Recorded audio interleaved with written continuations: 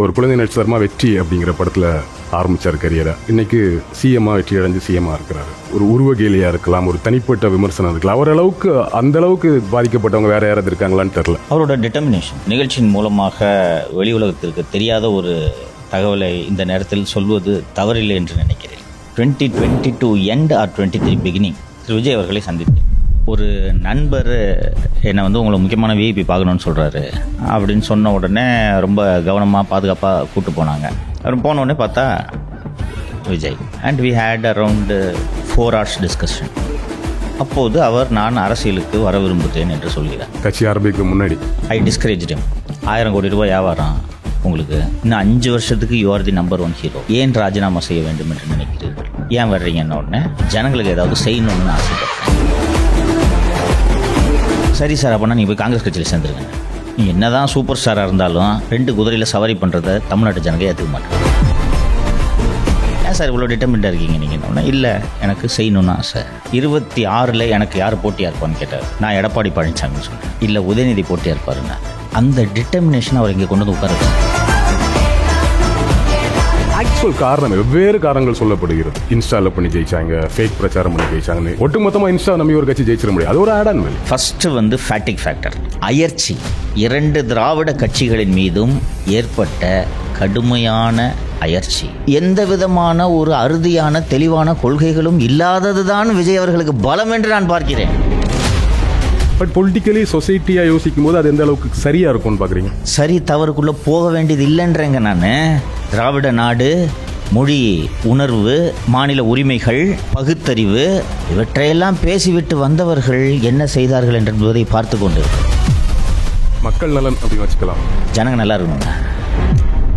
திமுக அவங்க கொள்கையில் 49 ஆரம்பிச்ச கொள்கையில் உறுதியாக இருக்காங்க. டைல்யூட் பண்ணி இன்னைக்கு என்ன கொள்கைன்னு உண்மையிலே திமுகனுக்கு தெரியாது. நீங்கள் உதயநிதி கூப்பிட்டு 5 நிமிஷம் திராவிட என்னன்னு பேச சொல்லுங்க. இல்லை, அப்போ ஏமாத்திட்டு தானே இருக்கீங்க. அந்த தீவிரமான கொள்கை இல்லாதவங்களை ஃபாலோ பண்ணும்போது தற்கொலைன்னு சொல்லிடுறோம். தற்கொலைகள் நமக்கெல்லாம் பாடம் எடுத்திருக்கிறார்கள் என்று தான் நான் இந்த தேர்தல் முடிவுகளை புரிந்து கொள்கிறேன். விஜயும் பேசுறதில்லை அதிகமாக அப்படிங்கிறது. இன்னைக்கு சட்டமன்றத்துக்கு உள்ள போய் பேசுறதில்லைங்கிறது ஒரு பெரிய விமர்சனமாக இருக்குல்ல. சட்டப்பேரவையில் என்ன சார் வேலை? பேசுறது தான். அது பேசுறது வேற ஏதாவது போகிறோமாங்க? நாங்கள் ஒன்றும் பண்ண முடியாது. மூட்டை கிட்ட தூக்குறீங்களா? நீங்கள் பேசவே இல்லை நீங்கள் வந்து உங்களுக்கு வீர உரை ஆற்றவில்லை. என்ன பண்ணாலும் சரி, உங்களை நம்பி 1,72,00,000 பேர் ஓட்டு போட்டிருக்காங்க. தப்பாக பேசினாலும் ஏற்றுக்கக்கூடிய மனநிலை இன்றைக்கி மக்கள் இருக்காங்கன்றதை விஜய் புரிஞ்சுக்கணும். கணவர் வந்து விஜய்க்கு ஓட்டு போட்டதில் அந்த கை குழந்தைய வச்சுக்கிட்டு கரண்ட் போயிட்டு விசிறிட்டு இருக்கோம் அந்த பொண்ணு. அவங்க ஹஸ்பண்ட் வீடியோ எடுத்துக்கிட்டு கிண்டல் பண்ணுவார். விஜய் வந்து கரண்ட்டை பிடிங்கி விட்டாரு. அந்த மனநிலையில் தான் மக்கள் இருக்காங்க. மக்கள் உங்களோட இருக்கும்போது உங்கள் இமேஜுக்கு டேமேஜ் வந்தாலும் என்ன பிரச்சனை? ஆனால் நீங்கள் தொடர்ந்து பேசாமல் இருப்பதன் மூலம் மக்களிடம் இருக்கக்கூடிய அந்த அபிமானத்தை, எஸ், உங்ககிட்ட பிரச்சார யுக்தியும் இல்லை, பிரச்சாரத்துக்கான அந்த ஈகோ சிஸ்டமும் இல்லை. ஒட்டுமொத்த மீடியாவும் இன்னும் திமுக மீடியாவாகத்தான் இருக்கிறது. இனியும் திமுக மீடியாவாகத்தான் இருக்கும். ஏன்னா அவங்கெல்லாம் படித்தவர்கள், கல்வியாளர்கள், திமுக படித்தவங்க கட்சின்னு என்ன நம்பிட்டு இருக்காங்க. இயல்பாகவே ஒரு ஐடியாலஜி ஓரியண்டா வந்திருப்பாங்க. எக்ஸாக்ட்லி, நான் தப்பு சொல்லல. நானும் திமுக இருந்து வந்தானேயா. சார், ஆட்சிக்கு வந்தாச்சு, புதுசு, இதெல்லாம் நல்லா இருக்கும் கேட்கறதுக்கு. தொடருமா? எனக்கு நம்பிக்கை இல்லை. தொடரும் நம்பிக்கை இல்லையா? இந்த ஆட்சி இயற்கைக்கு விரோதமாக ஆட்சி நடைபெற்றுக் கொண்டிருக்கிறது. Ramraj cotton, culture of India presents C Joseph Vijay, ஒரு பேரே வரலாறு. Special title sponsor Max Gold, cash for gold, call 04445454545. A special birthday celebration. Powered by doctor Sreevarma wellness, அனைத்து நோய்களுக்குமான ஆயுர்வேத மருத்துவம். Poorvika, India's largest tech and appliances omni channel retailer. Jayachandran, எல்லாமே இருக்கு, நல்லாவே இருக்கு. சிஎம்மோட பிறந்த நாள் ஜூன் 22. ஒரு பேரே வரலாறு அப்படிங்கிற தலைப்பில் இந்த நிகழ்ச்சியை பண்ணுறோம். கெஸ்ட்டாக வந்ததுக்கு நன்றி, மகிழ்ச்சி. நிறைய பேசணும் அவரோட பாலிடிக்ஸ் பற்றி எல்லாமே. பட் ஒரு முதல் படம் ஒரு குழந்தை நட்சத்திரமா வெற்றி அப்படிங்கிற படத்தில் ஆரம்பித்தார் கரியரை. இன்றைக்கி சிஎம்மாக வெற்றி அடைஞ்சு சிஎம்மாக இருக்கிறாரு. ஸோ ஹீரோவாகவே ஒரு 35 வருஷம் சினிமா கரியர். ஒரு உருவகேலியாக இருக்கலாம், ஒரு தனிப்பட்ட விமர்சனம் இருக்கலாம். அவர் அளவுக்கு அந்த அளவுக்கு பாதிக்கப்பட்டவங்க வேற யாராவது இருக்காங்களான்னு தெரில. இல்லை, பர்சனல் விமர்சனம் நிறைய, எஸ்பெஷலி அவரோட லுக்கை பற்றி, அவரோட திறமைகள் பற்றி. இவ்வளோ ஸ்ட்ரகிள் எல்லாம் தாண்டி வந்து அந்த உச்சத்துக்கு போகிறதுன்னு ஒன்று இருக்குல்ல. நீங்கள் அதுலேருந்து ரிசீவ் பண்ணிக்கிட்ட விஷயம் என்னவா இருக்கு? அவரோட டிட்டர்மினேஷன். இந்த நிகழ்ச்சியின் மூலமாக வெளி உலகத்திற்கு தெரியாத ஒரு தகவலை இந்த நேரத்தில் சொல்வது தவறில்லை என்று நினைக்கிறேன். 2022 எண்ட் ஆர் 23 பிகினிங் திரு விஜய் அவர்களை சந்தித்தேன். ஒரு நண்பர் என்னை வந்து உங்களை முக்கியமான விஐபி பார்க்கணுன்னு சொல்கிறாரு அப்படின்னு சொன்ன உடனே ரொம்ப கவனமாக பாதுகாப்பாக கூப்பிட்டு போனாங்க. எனக்கு ஒரு விஜய் வீட்டுக்கெலாம் நான் போனதில்லை, பணையும் இருக்குது. ஸோ போகிறது வரைக்கும் எனக்கு யாருக்கும் தெரியல. அங்கே வீட்டுக்கு போய் கூட இது விஜய் வீட்டுன்னு தெரியாது எனக்கு. ஓகே, இருங்க யார் சார் சொல்லுங்கள் சார், இருங்க கொஞ்சம் இருங்க. அவர் போனோடனே பார்த்தா Vijay. And we had around 4 hours discussion. அப்போது அவர் நான் அரசியலுக்கு வர விரும்புகிறேன் என்று சொல்கிறார். ஓகே, கட்சி ஆரம்பிக்கிறதுக்கு முன்னாடி ஐ டிஸ்கரேஜ்டு. 1000 கோடி ரூபாய் வியாபாரம் உங்களுக்கு, இன்னும் 5 வருஷத்துக்கு you are the number 1 hero. ஏன் ராஜினாமா செய்ய வேண்டும் என்று நினைக்கிறீர்கள்? ஏன் அதை விட்டு விலக வேண்டும், திரையுலகை விட்டு வர வேண்டும் என்று நினைக்கிறீர்கள்? இன்னும் 5 வருஷத்துக்கு கண்ணு கட்டின தூரம் வரைக்கும் உங்களுக்கு காம்படிட்டர் கிடையாது. ஒரு உங்களோட திறமையான ஸ்டார் ஒருத்தர் வந்தாலும் அவர் பில்டு பண்ணி உங்களை பீட் பண்ணுறதுக்கு it will take minimum of 5 years. ஏன் வர்றீங்கன்ன உடனே ஜனங்களுக்கு ஏதாவது செய்யணுன்னு நான் ஆசைப்பட்றேன். சரி சார், அப்படின்னா நீங்கள் போய் காங்கிரஸ் கட்சியில் சேர்ந்துருங்கண்ணே. ஓகே, ராகுல் காந்தி உங்களுக்கு நண்பர். உங்களை முதலமைச்சர் வேட்பாளராக அறிவிப்பதில் காங்கிரஸ் கட்சிக்கு தயக்கம் இருக்காது. 26 நீங்கள் சிஎம் பண்ணுங்கண்ணே. இல்லை நான் தனியாக பண்ணணும்னு ஆசைப்பட்றேன். அப்படின்னா நீங்கள் சினிமாவை விடணும் அப்படின்னு. நீங்கள் என்ன தான் சூப்பர் ஸ்டாராக இருந்தாலும் 2 குதிரையில் சவாரி பண்ணுறத தமிழ்நாட்டு ஜனங்க ஏற்றுக்க மாட்டாங்க. விடுறேன், இன்னும் ஒரு படம் இருக்குது, விடுறேன். ஏன் சார் இவ்வளோ டிட்டர்மெண்ட்டாக இருக்கீங்க நீங்கள்? இல்லை, எனக்கு செய்யணுன்னு ஆசை. 26 எனக்கு யார் போட்டியாக இருப்பான்னு கேட்டார். நான் எடப்பாடி பழனிசாமின்னு சொன்னேன். இல்லை உதயநிதி போட்டியாக இருப்பாருன்னாரு. இல்லை சார், உதயநிதி உங்களுக்கு போட்டியாக இருக்கிறதுக்கு வாய்ப்பு இல்லை. உதயநிதி முதலில் உழைப்பாளி அல்ல, எடப்பாடி உழைப்பாளி. உதயநிதி பணக்கார வீட்டில் வளர்ந்த செல்லப்பிள்ளை, எடப்பாடி கிரவுண்டில் இருந்து வந்த உழைப்பாளி. அவர் தான் உங்களுக்கு போட்டியாக இருப்பார்னோடனே இல்லை உதயநிதி தான் போட்டினார். அந்த டிட்டர்மினேஷன் அவர் இங்கே கொண்டு வந்து உட்கார வச்சுருக்கு. அதை அவர்கிட்ட கற்றுக்கணும்னு நினைக்கிறேன். இப்போ ஒரு ஜேர்னலிஸ்ட் அப்படிங்கிற இதில் உங்களை கூப்பிட்டுட்டு டிஸ்கஸ் பண்ணுறாரு. நீங்கள் என்ன சொல்கிறீங்க? இல்லை வேணாம் அப்படின்றீங்க. ஏன்ற எனக்கு புரியவே இல்லை. எதுக்கு இந்த தேவையில்லாத வேலைன்றீங்க? இவ்வளோ உயரத்தில் இருக்கிறீங்க, அதை விட்டுட்டு ஏன் சார் வரீங்க? ஆமாம் ஆமாம். ஆனாலும் அவரோட முடிவை தீர்க்கமாக சொல்கிறது இருக்குல்ல, ஸோ அதை எப்படி என்ன கன்வின்ஸ் பண்ணுறாரு? அதுதான் சொல்கிறேன். இப்போ நம்ம என்ன பண்ணுவோம், இப்போ நான் உங்களை கூப்பிட்டு ஒன்று கேட்குறேன்னா நீங்கள் சொல்கிற கருத்தை தான் பெரும்பாலும் அக்செப்ட் பண்ணுற மனையில் தான் உங்களை கூப்பிடுவேன். பட் நம்மளை கூப்பிட்டு கேட்குறாரு, பட் அவரோட முடிவில் தெளிவாக இருக்கார். அதை கரெக்டு தான், அவர் முடிவு கூட கரெக்டு தாங்கிற முடிவுக்கு நம்மளை மாற்றுறது இருக்குல்ல, அந்த தன்மை எப்படி புரிஞ்சுக்கிறது? அவரோட டிட்டர்மினேஷன் தான் அதுலேயும் நம்ம ட்ரா பண்ண வேண்டிய விஷயம். பாருங்கள், என்னோட முடிவு, உங்கள் கருத்தை கேட்குறேன், என்ன கன்வின்ஸ் பண்ணிட்டார்ல, நான் அப்போ அதை கேட்டார் போல் அதற்கு பிறகு பேசினேன். தென் அரசியலுக்கு வரதா இருந்தால் நான் ஒரு ரூட்டு சொல்கிறேன், இந்த ரூட்டை தான் போவேன்றாரு. தென் அவரோட டிட்டர்மினேஷனை புரிஞ்சுக்கிட்டு அதுக்கு என்ன பண்ணணுன்றதை நான் பேச ஆரம்பிச்சிட்டேன். அப்போது அந்த முடிவில் இட் இஸ் ரிஸ்கி, அது சொல்லிடுறேன் விஷயம். இது ரிஸ்கி, அதாவது என்னென்னா வெற்றி பெற்றவர்கள் சொல்வதெல்லாம் வேதவாக்கு, அதான் வரலாறு. வெற்றி பெற்றவர்கள் எழுதுவது தான் வரலாறு. பல தலைவர்கள், நான் இந்த நேரத்தில் பெயரை குறிப்பிட விரும்பல, பல தலைவர்கள் பிடிவாதமாக இருந்திருக்கிறார்கள். அவர்களின் முடிவு சரியாக அமைந்து வெற்றி பாதையில் அவர்கள் சென்றார்கள் என்றால் வரலாற்றில் அவர்கள் பெயர் எழுதப்படும். அந்த உறுதியான முடிவு தோல்விக்கு இட்டு சென்றால் எவ்வளவோ சொன்னீங்க, சரியான புரியாதான், வீணாக போயிட்டாங்க அப்படின்வாங்க. ஸோ அது ஒரு ரிஸ்க்கு. அந்த ரிஸ்க்கை தெரிஞ்சு எடுத்தார் அவர். அவரோட ஜட்ஜ்மெண்ட் கரெக்டு, அவர் நம்பிக்கையாக இருந்தார், உறுதியாக இருந்தார். பட் ஆக்சுவல் காரணம் வெவ்வேறு காரணங்கள் சொல்லப்படுகிறது. இல்லை இன்ஸ்டாவில் பண்ணி ஜெயிச்சாங்க, ஃபேக் பிரச்சாரம் பண்ணி ஜெயிச்சாங்கன்னு காரணம் நிறைய இருக்குது. பட் இந்த காரணங்கள் எல்லாம் ஓரளவுக்கு கொஞ்சம் உண்மைகள் இருந்தால் கூட நான் அதெல்லாம் ஆட் ஆன் வேல்யூவாக பார்ப்பேன். ஒட்டுமொத்தமாக இன்ஸ்டா நம்பி ஒரு கட்சி ஜெயிச்சிட முடியாது, அது ஒரு add on value. Social media பிரச்சாரங்கிறது ஒரு ஆட் ஆன் வேல்யூ. ஸோ அப்போது ஆக்சுவல் ரீசன் என்னன்னு ஒன்று இருக்குல்ல, அதை விவரிக்க முடியுமா? உங்களால் புரிஞ்சுக்க முடிஞ்சதா? ஆக்சுவல் ரீசனை யாராலும் டீகோட் பண்ண முடியாது என்பது தான் உண்மை. சரிங்களா? நான் அவதானித்த சில விஷயங்களை சொல்கிறேன். நான் ஃபஸ்ட்டு ஃபேட்டிக் ஃபேக்டர், அயற்சி. 2 திராவிட கட்சிகளின் மீதும் ஏற்பட்ட கடுமையான அயற்சி. ஆல்ரைட், திமுக நீ போகணும், வி ஆர் கன்வின்ஸ்ட். மக்கள் நினைத்தது திமுக போகணும், வி ஆர் கன்வின்ஸ்ட். இது ஒரு மோசமான கட்சி, உள்ளபடியே இது தீய சக்தி, இவர்கள் வரக்கூடாது. ஆனால் அண்ணா திராவிட முன்னேற்றக் கழகம் அதற்கு மாற்று அல்ல. தமிழக வெற்றி கழகம் என்ற ஒரு ஃபேக்டர், ஒரு கூறு, ஒரு பவர் இல்லாமல் இருந்திருந்தால் நாங்கள் அண்ணா திராவிட முன்னேற்றக் கழகத்திற்கு வாக்களித்திருப்போம். ஏனென்றால் இந்த தேர்தலில் திராவிட முன்னேற்றக் கழகம் ஆட்சிக்கு வரக்கூடாது என்பதில் நாங்கள் தெளிவாக இருக்கிறோம். தப்பித்தவறி கூட வரக்கூடாது, இல்லைன்னா குளத்தூரில் தோற்றுருக்க மாட்டார் அவர். ஆனால் அதிமுக அதற்கு மாற்று அல்ல. அப்போது ஒருத்தர் வர்றாரு, ஒழுங்காக பிரச்சாரத்துக்கு கூட வரமாட்டேங்கிறாரு. என்ன கொள்கைன்றது அவருக்கும் புரியல, எங்களுக்கும் புரியல. ஆனால் இவங்க 2 பேரும் வேணாங்க. சரி, ஏன்ப்பா அவரை சூஸ் பண்ணுறீங்க? கொடுத்து பார்ப்போம். நீங்கள் இவ்வளோ நாள் 60 வருஷமாக நீங்கள் பண்ணீங்கல்ல, நல்லதும் பண்ணியிருக்கீங்க, கெட்டது நிறைய பண்ணியிருக்கீங்க.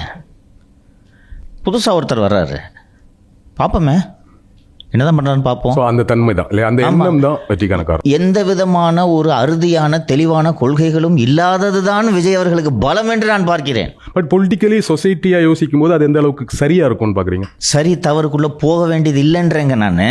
திராவிட நாடு, மொழி உணர்வு, மாநில உரிமைகள், பகுத்தறிவு, இவற்றையெல்லாம் பேசிவிட்டு வந்தவர்கள் என்ன செய்தார்கள் என்பதை பார்த்து கொண்டிருக்கிறோம். அதை ஒழிப்பது மட்டும்தான் எங்களது லட்சியம், கொள்கை என்று தொடங்கப்பட்ட அண்ணா திராவிட முன்னேற்ற கழகம் ஒன்றே குலம் ஒருவன தேவன் என்றெல்லாம் சொன்னார்கள். அவர்கள் என்ன செய்கிறார்கள் என்பதை பார்த்து கொண்டிருக்கிறோம். இடதுசாரிகள் சமதர்ம சமுதாயத்தை அமைக்கப் போகிறோம் என்று சொன்னவர்கள் என்ன செய்கிறார்கள் என்பதை நாங்கள் பார்த்து கொண்டிருக்கிறோம். அல்டிமேட்லி ஒரு கொள்கை தான் ஒரு தலைவனுக்கு இருக்கணுன்ற நான்.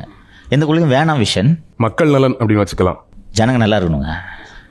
எம்ஜிஆர் கிட்டத்தட்ட வெற்றி பெற்றதுக்கு ஒரு காரணம் இதுதான். அவருக்கு ஏன்பா உங்களை மாதிரி தமிழில் எனக்கு பேச தெரியாதுப்பா, ஒரு மொழி வளத்தோடு ரொம்ப வளமையான தமிழில், அழகான தமிழில் மேடையில் என்னால் உரையாற்ற முடியாது. அவனுக்கு பசிக்குது, சோறு போடணும் என்பது எனக்கு தெரியும், அதை நான் பண்ணுறேன். அண்டு கிட்டத்தட்ட இந்த காங்கிரஸ் ஐடியாலஜி மாதிரி ஒரு லூஸ் ஐடியாலஜி, ஸ்ட்ரிக்டாக ரிஜிடாக எதுவும் இல்லை. அந்தந்த நேரத்திற்கு முடிவுகளை எடுத்துக்கொள்வது, அது மக்கள் நலன் சார்ந்து அந்த முடிவுகளை எடுத்தால் எனக்கு என்ன பிரச்சனை? ஒரு பிரச்சனை வருது, அந்த பிரச்சனையில மக்கள் பக்கம் நின்று முடிவு எடுத்தீங்கன்னா நோ ப்ராப்ளம். இன்னைக்கு என்ன நிலைப்பாடு? அவ்வளவுதான். திமுக அவங்க கொள்கையில் 49 ஆரம்பிச்ச கொள்கையில் உறுதியா இருக்காங்க. டைல்யூட் பண்ணி இன்னைக்கு என்ன கொள்கைன்னு உண்மையிலே திமுக தெரியாது. நீ உதயநிதி கூப்பிட்டு 5 நிமிஷம் திராவிட என்னன்னு பேச சொல்லுங்க. இல்ல, அப்ப ஏமாத்திட்டு தானே இருக்கீங்க. இதுதான் விஜயோட வெற்றிக்கு காரணம் நான் பாக்குறேன். நீங்கள் ஒன்றியன்றீங்க, திராவிடன்றீங்க, எல்லாம் பண்ணுறீங்க, கடைசியில் கொள்ள தான் பாஸ் அடிக்கிறீங்க. என்னன்னா, எனக்கு நீங்கள் இந்த கொள்கையெல்லாம் வேணாம், மக்கள் நலன் போதும், ஒரு கொள்கை இல்லாதது தான் அவருக்கு ப்ளஸ், அப்படி ஒரு தீவிரமான கொள்கை இல்லாதது தான் ப்ளஸ்ன்னு சொல்கிறீங்க இல்லையா? அந்த தீவிரமான கொள்கை இல்லாதவங்கள ஃபாலோ பண்ணும்போது தற்கொலைன்னு சொல்லிடுறோம். எப்படி புரிஞ்சுக்கிறது அதை? தற்கொலைகள் நமக்கெல்லாம் பாடம் எடுத்திருக்கிறார்கள் என்று தான் நான் இந்த தேர்தல் முடிவுகளை புரிந்து கொள்கிறேன். திராவிட முன்னேற்ற கழகத்தில் ஏராளமான படிப்பாளிகள் இருந்திருக்கிறார்கள். ஆனால் அவ்வளோலாம் படிச்சுட்டு திருட தானே செய்கிறான். இவர்களைப் போல தொல்காப்பிய பூங்காவுக்கு உரை எழுத தெரியாது, புறநானூற்றின் செழுமை பற்றி மணிக்கணக்கில் பேச தெரியாது, சிலப்பதிகாரத்தின் செம்மை பற்றி பேச தெரியாது. ஆனால் ஜனங்களுக்கு நல்லது பண்ணணும்னு தெரிஞ்சால் போதும் பாஸ். இப்போது இந்த சொன்னீங்கள்ல, அந்த அளவுக்கு தமிழ் உரை வேணாம் பேச்சு, எம்ஜிஆர் சொன்னீங்கள்ல, விஜயும் பேசுறதில்ல அதிகமாக அப்படிங்கிறது ஃபைன். அது கட்சி ஆரம்பிக்க முன்னாடி வரைக்கும், எலெக்ஷனுக்கு முன்னாடி வரைக்கும் எல்லாம் ஒத்துக்கிட்டோம். இன்னைக்கு சட்டமன்றத்துக்கு உள்ள போய் பேசுறது இல்லைங்கிறது ஒரு பெரிய விமர்சனமாக இருக்குல்ல. ஆஃப்டர் சிஎம் இந்த அவரோட அணுகுமுறை எப்படி பார்க்குறேன்? எஸ்பெஷலி இன்னும் அதிகம் பேசாமலே இருக்கிறது. பேசித்தான் ஆக வேண்டும். சட்டப்பேரவையில் என்ன சார் வேலை? பேசுறது தான். அது பேசுறது அங்கே ஒன்றும் பண்ண முடியாது. மூட்டை கிட்ட தூக்குறீங்களா? எதுக்கு அந்த கட்டடம் சீட்டு கிட்டலாம் போட்டு வச்சுருக்காங்க? அந்த சீட்டு மட்டும் இல்லை, எல்லா சீட்டுக்கு முன்னாடி மைக் இருக்கா? மைக் எதுக்குது? பேசுறது தான். அப்போ மைக்கை முன்னாடி வச்சு நான் பேச மாட்டேன்னு சொன்னீங்கன்னா how long this will go? அந்த உங்கள் நிகழ்ச்சி வாயிலாகவே முதல்வர் அவர்களுக்கு பிறந்தநாள் வேண்டுகோள் ரொம்ப அழகாக சொன்னீங்க. பிறந்தநாள் வேண்டுகோளாகவே நான் இதை வைக்கிறேன். உங்களை விட மாட்டாங்க. நீங்கள் இன்னும் அவரோட ஆட்சியை பற்றிலாம் கேட்டிங்கன்னா நான் இன்னும் விரிவாக பேசுகிறேன். உங்களை விட மாட்டாங்க. பேசாமல் இருப்பது உங்களுக்கு ஒரு ஆப்ஷன் இல்லை. ஒரு அரசியலுக்கு, ஒரு ஜென்ரலாக ஒரு பப்ளிக்கில் இருந்து அரசியலுக்கு சிஎம்மான நபர் இல்லை. ஆல்ரெடி ஒரு பெரிய ஸ்டார்டமோட ஒரு இமேஜோட வர்றவங்களுக்கு ஒரு இமேஜ் கான்சியஸ் இருக்கும். நேரடி அரசியல் வர்றவங்க நம்மளுக்கு தெரியும், அடிச்சு நொறுக்கி வருவாங்க. அவங்களுக்கு அந்த இமேஜ் பற்றிலாம் கவலை கிடையாது. அரசியல் தான், இமேஜ் பற்றி ஒரி பண்ண மாட்டாங்க இல்லையா? பட் விஜய் அவர்களுக்கு ஆல்ரெடி இருக்கிற இமேஜ் இருக்குல்ல, ஸோ அந்த இமேஜ் ஒரு ப்ராப்ளமாக நம்ம புரிஞ்சுக்கலாம். எங்கேயாச்சும் நம்ம பேசுகிறதோ இல்லை நம்ம உரையாடுவதோ நம்ம இமேஜ் ஒரு டவுன் பண்ணிடுமோங்கிற ஒரு கான்சியஸும் இருக்கும். இது எப்படி தோணுன்னா, விஜயை பார்க்கறது ஈஸி, விஜயா வாழ்றதுன்னு ஒன்று இருக்குல்ல, அது கொஞ்சம் கஷ்டமான விஷயம் புரிஞ்சுக்கணும் இல்லை? அதனால இந்த கான்சியஸோட இருக்காரா? சரிங்க, இப்போ உங்கள் இமேஜுக்கு ஏதாவது சேதாரம் ஏற்பட்டு விட்டால் அடுத்த தீபாவளி ரிலீஸுக்கான உங்கள் படத்தின் வசூல் குறைந்து விட போகிறதா? இல்லை, இனிமேல் அந்த ப்ராப்ளம் இல்லை. இல்லை, அப்புறம் ஏன் கவலைப்படுறீங்க? நீங்கள் பேசவே இல்லை நீங்கள் வந்து உங்களுக்கு வீர உரை ஆற்றவில்லை, என்ன பண்ணாலும் சரி உங்களை நம்பி 1,72,00,000 பேர் ஓட்டு போட்டிருக்காங்க. தப்பாக பேசினாலும் ஏற்றுக்கக்கூடிய மனநிலை இன்னைக்கு மக்கள் இருக்காங்கன்றதை விஜய் புரிஞ்சுக்கணும். இதான் இஷ்யூஸ் இருக்கும்போதே இல்லை ஒரு புதுசு நம்ம டைம் கொடுக்கலாங்கிற ஒரு மைண்ட் செட் இருக்கு. மக்கள் சொல்கிறாங்க இந்த அரசியல் கட்சிகளை விடுங்க, மக்களோட மைண்ட் செட் இருக்கும்போது மக்கள் இருக்காங்க. அந்த ஒரு வீடியோ ரொம்ப வைரல் ஆச்சு, நீங்கள் அதை பார்த்துருப்பீங்க. கணவர் வந்து விஜய்க்கு ஓட்டு போட்டதில் அந்த கை குழந்தைய வச்சுக்கிட்டு கரண்ட் போயிட்டு விசிறிட்டு இருக்கோம் அந்த பொண்ணு. அவங்க ஹஸ்பண்ட் வீடியோ எடுத்துக்கிட்டு கிண்டல் பண்ணுவார். விஜயா வந்து கரண்ட்டை பிடிங்கி விட்டாரு.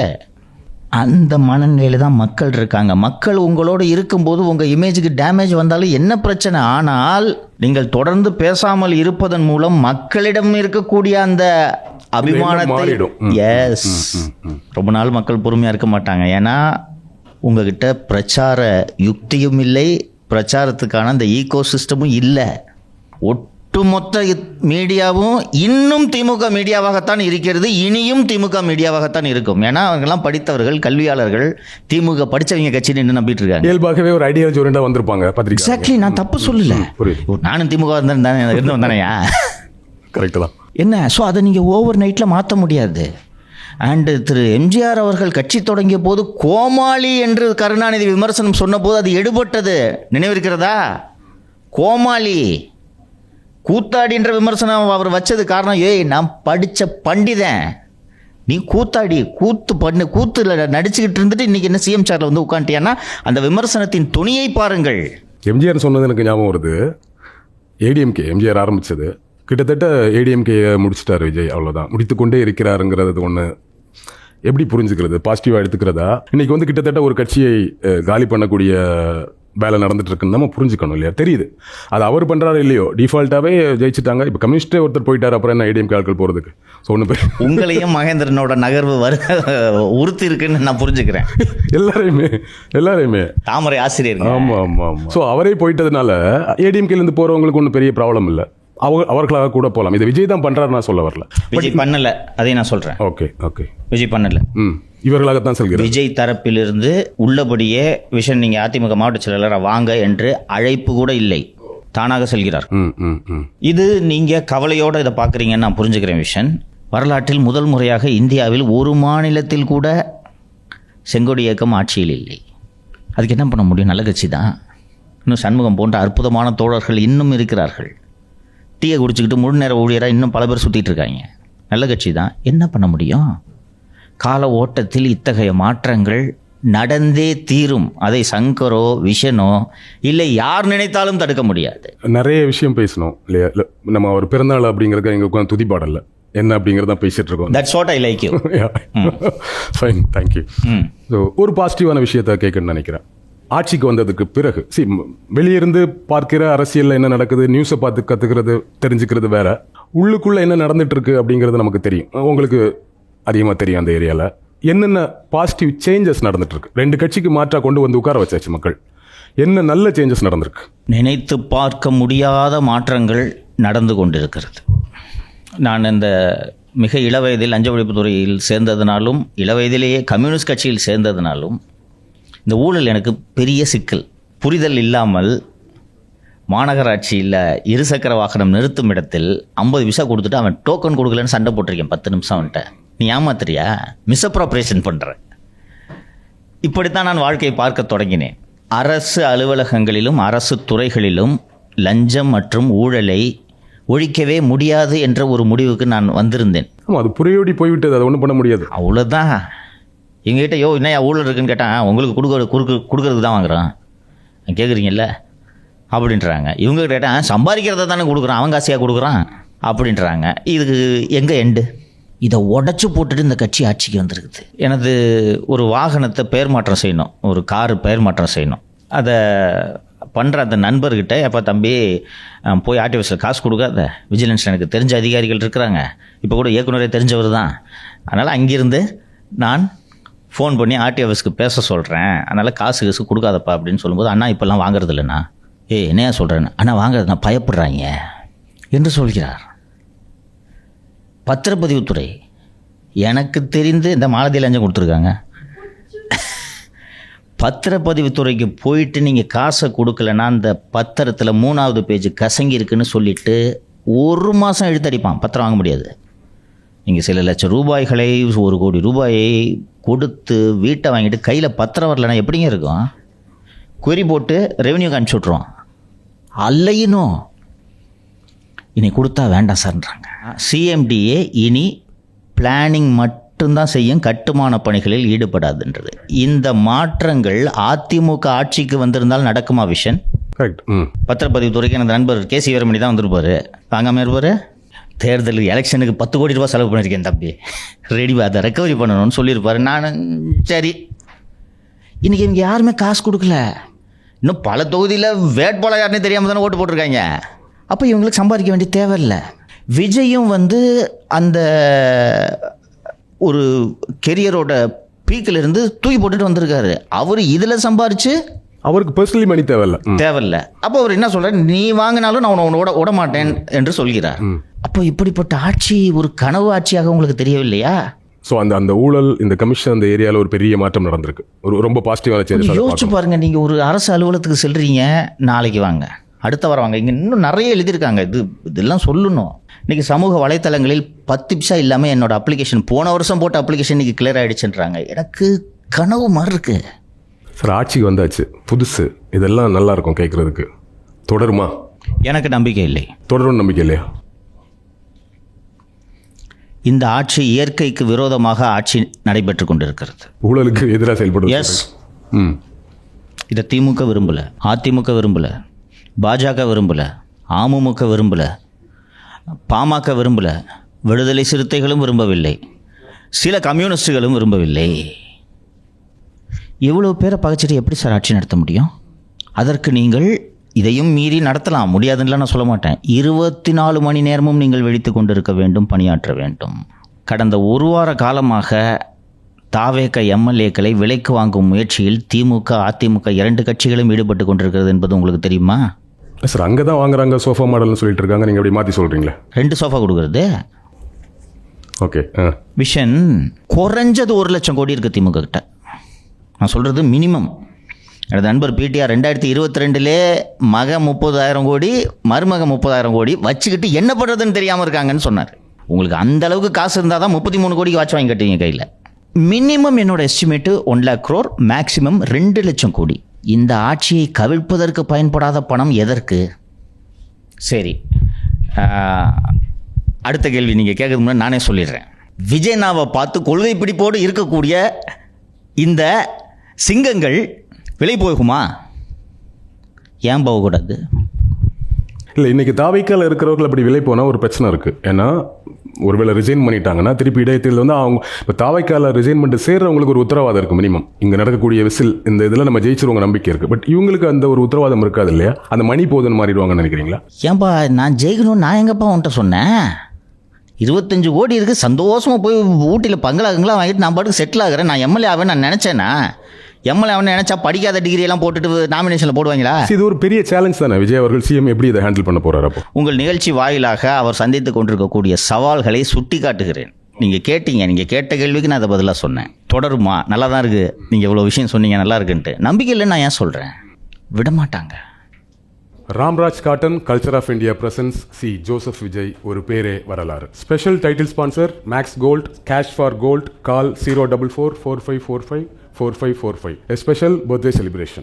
Powered by doctor Sreevarma wellness, அனைத்து நோய்களுக்குமான ஆயுர்வேத மருத்துவம். Poorvika, India's largest tech and appliances omni channel retailer. Jayachandran, எல்லாமே இருக்கு, நல்லாவே இருக்கு.